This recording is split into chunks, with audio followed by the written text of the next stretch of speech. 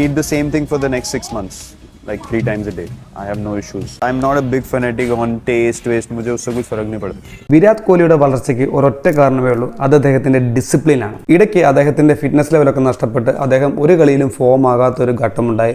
ആ സമയത്ത് അദ്ദേഹം ടീമിൽ നിന്നും പുറത്താകുമോ എന്ന് വരെ ചിന്തിച്ച ആരാധകരുണ്ട്. അവിടെ നിന്നും അദ്ദേഹത്തിന്റെ ഒരൊറ്റ തീരുമാനം കൊണ്ടാണ് ഇന്ന് ഈ കാണുന്ന വിരാട് കോഹ്ലിയായിട്ട് അദ്ദേഹം വളരാനുണ്ടായ പ്രധാനപ്പെട്ട ഒരു കാരണം. ഡിസിപ്ലിൻ, കൃത്യമായി ഡയറ്റ് നോക്കുക, കൃത്യമായി വർക്കൗട്ട് ചെയ്യുക. അതും ഇത്രയും ബിസി ആയിട്ടുള്ള ഒരാൾ, ഇത്രയും സ്ട്രെസ്ഫുൾ ലൈഫിൽ കൂടെ കടന്നു പോകുന്ന ഒരാൾ. അപ്പോൾ കുറച്ച് ആളുകളെങ്കിലും ചിന്തിക്കുന്നുണ്ടാവും, വിരാട് കോഹ്ലിക്കൊക്കെ എന്തിനാണ് ടെൻഷൻ, ഇഷ്ടം പോലെ കാശുണ്ട്, അതുപോലെ ക്രിക്കറ്റ് കളിക്കുന്നതിനൊക്കെ എന്തിനാണ് ഇത്രയും ടെൻഷൻ അടിക്കുന്നത്? അത് നിങ്ങളൊരു സ്പോർട്സ് പേഴ്സൺ അല്ലാത്തതുകൊണ്ടാണ്. നിങ്ങളൊരു 100 മീറ്റർ ഓട്ടത്തിലെങ്കിലും നിങ്ങൾ ഇതുവരെ പങ്കെടുത്തിട്ടുണ്ടോ? പങ്കെടുത്തിട്ടുണ്ടെങ്കിൽ അറിയാം, ആ 100 മീറ്റർ ഓട്ടത്തിൻ്റെ ഡേറ്റ് അനൗൺസ് ചെയ്യുന്നത് മുതൽ, നമ്മൾ പ്രാക്ടീസ് ചെയ്യുന്നത് മുതൽ ആ ഗെയിം കഴിയുന്നിടം വരെ നമ്മുടെ മനസ്സിലൊരു പ്രഷറുണ്ട്, ടെൻഷനുണ്ട്.